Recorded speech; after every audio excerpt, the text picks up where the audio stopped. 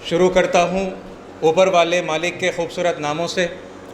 परमेश्वर, सर्वेश्वरा, सृष्टिकर्ता, अक्षर परब्रह्मा, यहोवा, अल्लाह और वाहेगुरु। डाइस पर तशरीफ़ फरमा HWPL और जगत गुरु आश्रम के ज़िम्मेदारान, सभी VIP गेस्ट्स और स्पीकर्स, और मेरे सामने मौजूद बुज़ुर्गों, नौजवान भाइयों, बहनों, प्यारे बच्चों, नमस्कार। प्रेज़ द लॉर्ड, नमो बुधाय और अस्सलामु अलैकुम वरहमतुल्लाहि वबरकातुहू। आप सब पर ऊपर वाले उस मालिक की तरफ से रहमतें और बरकतें नाज़िल हों। मेरा उन्वान है youth education and tolerance for piece in society. इस हवाले से मैं आपके सामने ये कहना चाहूँगा कि यूथ के एजुकेशन के लिए और फिर जाहिर सी बात है छोटे बच्चों के एजुकेशन के लिए भी हमें जिस तर्ज को इख्तियार करना चाहिए वो हमारे प्राचीन काल से जो हमारी वैदिक संस्कृति है वहाँ से उसका बेहतरीन हमें नमूना मिलता है और एग्ज़ाम्पल मिलता है। हमारे जो गुरुकुल हुआ करते थे वहाँ पर शिक्षा को दो भागों में तकसीम करके जो है पढ़ाया जाता था। तालीम के दो ब्रॉड क्लासिफिकेशन, एक थी अपरा विद्या यानी मटेरियल एजुकेशन, जैसे मैथ्स है, साइंस है और यानी दूसरे इस तरह के उलूम हैं, और दूसरी एजुकेशन जो कंपलसरी थी उस ज़माने में वो थी परा विद्या यानी डिवाइन नॉलेज की एजुकेशन, या आसान अल्फाज में हम कहेंगे स्पिरिचुअल एजुकेशन। आप देखेंगे कि आजकल के मैक्सिमम जो एजुकेशनल इंस्टीट्यूशंस हैं वहाँ पर मटेरियल एजुकेशन पर ही मैक्सिमम फोकस है और ज़ोर दिया जाता है। इंसान को बेहतर से बेहतर डॉक्टर और इंजीनियर और लॉयर और पता नहीं मतलब क्या कुछ बनाया जाता है, लेकिन मोरालिटी उसके अंदर इनकलकेट नहीं की जाती, जिसकी वजह से वो एक अच्छा डॉक्टर तो बनता है लेकिन साथ में वो ऐसा इलाज भी करता है जिसकी ज़रूरत नहीं है, ऐसे ऑपरेशन भी करता है जिसकी ज़रूरत नहीं है, और वो लोगों की जान पर खेलकर पैसे कमाने की फ़िक्र करता है, और ऐसे ही दूसरे प्रोफेशन में भी लोग करते हैं। तो ये बैलेंस हमें मेंटेन करना चाहिए। और यानी बहुत सारे यहाँ पर मेरे इल्म में ये बात आई कि बहुत सारे ऐसे एजुकेशनल इंस्टीट्यूट्स हैं जिन्होंने इसको ऑलरेडी यानी अपनाना और इंटीग्रेट करना जो है शुरू कर दिया है। मैं उनको तहे दिल से मुबारकबाद देता हूँ। रही दूसरी बात कि अब यूथ को एजुकेशन क्या दिया जाए, ठीक है, जिससे हमारे अंदर टॉलरेंस भी आए, ठीक है, और यूनिटी भी पैदा हो। वो टॉपिक्स को आपके सामने यानी बताने से पहले, बहुत सारे टॉपिक्स तो ऑलरेडी आ भी चुके हैं आपके सामने, मैं टॉलरेंस पर एक बात कहना चाहूँगा, ठीक है, कि टॉलरेंस का अगर आप डिक्शनरी में मीनिंग निकालेंगे ना तो उसका मीनिंग ये होता है कि किसी भी चीज़ को नापसंद करते हुए फिर भी उसे बर्दाश्त करना, despite your dislike, okay, and displeasure you still like tolerance. तो अगर हम टॉलरेंस को प्रमोट करेंगे तो फिर कुछ वक्त तक तो जब तक लोगों का मिजाज अच्छा है, मूड अच्छा है ना, मुमकिन है कि लोग एक दूसरे को बड़ी खुशी के साथ में एंटरटेन करें और टॉलरेट करें, लेकिन फिर जब लोगों का पारा चढ़ जाता है, लोगों को गुस्सा आता है, तो फिर टॉलरेंस की एक लिमिट होती है, वो लिमिट क्रॉस हो जाएगी तो फिर लोग एक दूसरे के ऊपर उसी तरह अत्याचार करेंगे, हमले करेंगे, जैसा हम पिछले ज़मानों में भी देखते आए हैं, अभी भी इस वक्त भी हम देख रहे हैं। तो इसके मुकाबले में मेरा ये हम्बल सजेशन है कि हम रिकन्सिलिएशन और एक्सेप्टेंस को प्रमोट करें। ये रिकन्सिलिएशन और एक्सेप्टेंस कैसे आएगा, है ना, उसके बहुत सारे अहम तरीन पॉइंट्स आपके सामने आ गए हैं।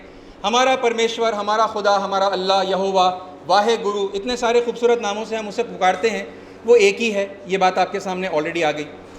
देखिए, इस हवाले से यूथ के अंदर और सारी सोसाइटी के अंदर रेलेवेंस ऑफ रिलीजन को बताना, समझाना और इस रेलेवेंस को ट्रांसफ़र करना बहुत इंपॉर्टेंट है। देखिए, गॉड इज़ वन या गॉड आर मेनी, ये बहस तो हम कर रहे हैं, हर कोई अपने अपने दलाइल को और एविडेंसेस को लाकर अपनी बात को प्रूव कर रहा है, लेकिन इससे नतीजा क्या निकलेगा उस बात को लोगों के सामने, बच्चों के सामने हमें रखना चाहिए। Why should I believe in God. और आप ये देख रहे होंगे ना, सोसाइटी के अंदर हर रिलीजियस ग्रुप से लोग निकलकर एथीस्ट की तरफ, एथीज़म की तरफ जा रहे हैं ना। लोग धर्म से, दीन से बेजार आ रहे हैं। आखिर क्यों? क्योंकि उन्हें रिलीजियस टीचिंग्स की रेलेवेंस, उनका रैशनल, उनका लॉजिकल और साइंटिफिक होना नहीं बताया जा रहा। मसलन ये सबसे इंपॉर्टेंट जो एक पॉइंट है, भाई आवर गॉड इज़ वन। ठीक है, मैंने मान लिया गॉड इज़ वन, फिर क्या? आपने सुना होगा ना, नौजवानों से आप बात करेंगे, यूथ से, वो आपको कहेंगे so okay I agree God is one, so what. अब सो व्हाट के बाद अब और आगे हम क्या बोलेंगे? फिर अपने धर्म की कोई दूसरी शिक्षा, सेकंड टॉपिक, सेकंड सब्जेक्ट हम लाकर रख देते हैं। Why the concept of God is so important? Because, यानी एक स्टेटमेंट में अगर मैं कहूँ, because the concept of God will make you aware of your character, aware of your behaviour, and it will promote self control. भाई जैसे एक CCTV camera होता है, कहीं पर अगर सीसीटीवी कैमरा नहीं है ना, तो फिर अंदर अगर कोई मन में कोई गलती करने का, चोरी करने का, डाका डालने का अगर ख्याल आए, तो फिर क्या होगा? कोई नहीं देख रहा है, ये ख्याल क्या करेगा? उस गुनाह को करने के लिए इंसान को अंदर से वो मोटिवेट करता है। और अगर वही ख्याल अगर आ जाए कि नहीं, कोई ना कोई है जो देख रहा है, कोई ना कोई है जो सुन रहा है, वो ऊपर वाला है जो देख भी रहा है, सुन भी रहा है, हमारे दिलों में मौजूद है, हमारे दिलों का हाल जानता है। ये गीता के खूबसूरत श्लोकों में भी है, ये बात बाइबल में भी है। सर्वतः पाणी पादम तत्सर्वतोक्षी शिरोमुखम। उसके हाथ पैर हर जगह पर हैं, उसकी तवज्जो, उसका चेहरा, उसकी आंखें हर एक जगह पर हैं, यानी हर एक को देख रही हैं। सर्वतः श्रुतिमल्लोके सर्वमा वृत्य तिष्ठति। उसके कान हर जगह पर हैं और वो हर जगह पर उसकी जो है प्रेजेंस है, वो मौजूद है ना। वहुव समीउल बसीर कुरान में कहा गया। वो जब देख रहा है, ये जब हमें रेलेवेंस समझ में आएगा ना, there is someone who is watching. कोई देखे या न देखे, हर वक्त मेरी अच्छी बुरी बातों को वो मालिक सुन रहा है, मेरे अच्छे बुरे कामों को वो मालिक देख रहा है। तो फिर ये अंदर से है ना, इंटरनली इंसान को अपने ऊपर एक कंट्रोल आएगा और फिर कॉन्सेप्ट ऑफ गॉड रेलेवेंट हो जाएगा। हाँ, अच्छा, ये रीज़न है why I should believe in God, so that I become a morally upright person, ताकि मेरा कैरेक्टर अच्छा हो। ये हमारे आमतौर पर डिस्कशन में ये बात आती नहीं है और हम बस लोगों को बता रहे हैं भाई गॉड इज़ वन, एंड वो डिबेट हमारी चल रही है कि भाई God is one, God is God और मैनी। रेलेवेंस बताएं, ठीक है, ये सबसे पहला पॉइंट था। दूसरी एक बात मैं आपसे कहना चाहूँगा कि लैंग्वेजेस को प्रमोट करिए, और उसका एक छोटा सा एग्जाम्पल मैं आपको दूँ। कुरान की आयत है, इन्ना दीना इंदल्लाहिल इस्लाम। इसका हम उर्दू में तर्जुमा करेंगे, अल्लाह के नज़दीक काबिल कबूल दीन जो है वो सिर्फ इस्लाम है।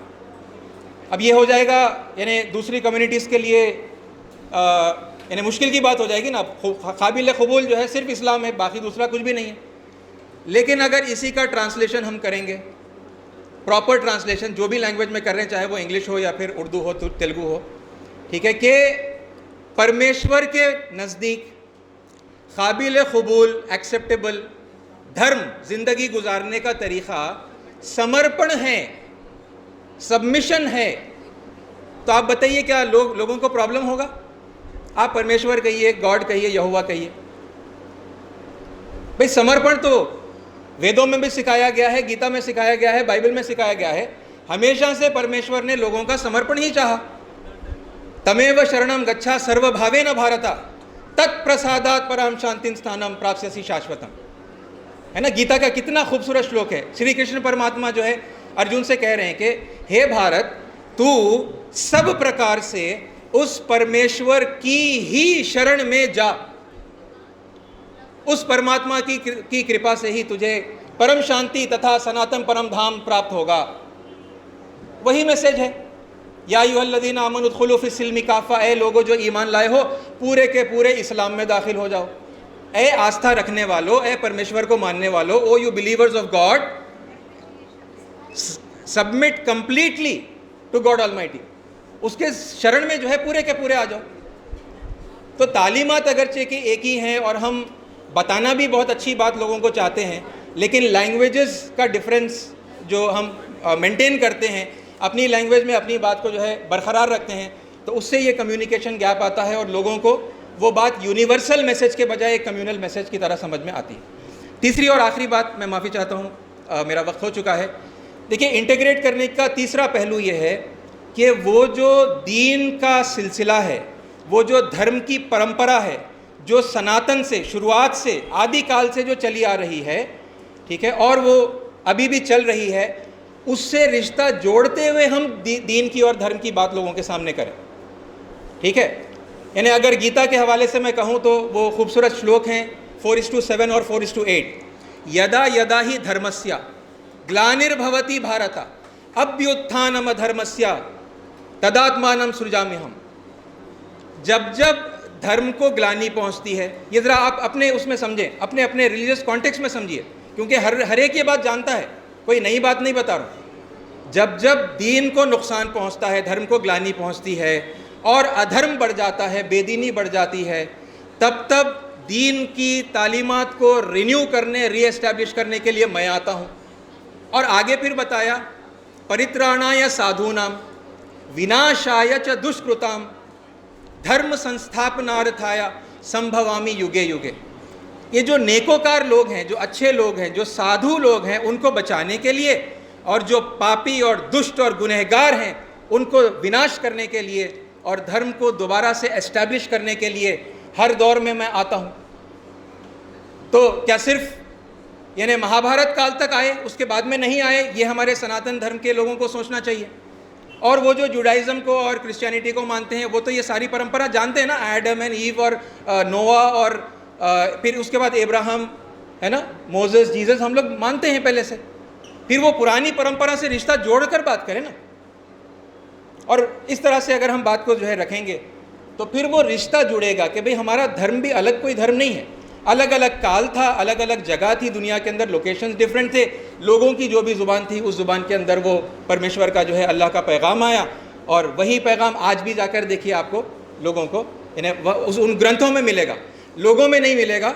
लोगों के बिहेवियर को मत देखिए, ग्रंथों में देखिए, है ना, आपको डिवाइन स्क्रिप्चर्स में वो तालीमात मिलेंगे। ये 3 पॉइंट्स थे जो इस मौके पर यूथ को देकर हम अपनी सोसाइटी के अंदर पीस लाने के लिए मैंने आपके सामने रखे।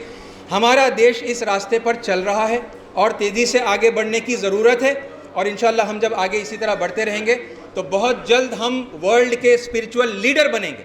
इंशाल्लाह भारत वर्ल्ड का स्पिरिचुअल लीडर बनेगा। अल्लाह ताला से दुआ है कि अल्लाह ताला जल्द से जल्द हमारे भारत को दुनिया में विश्व गुरु के स्थान के ऊपर लेकर जाए।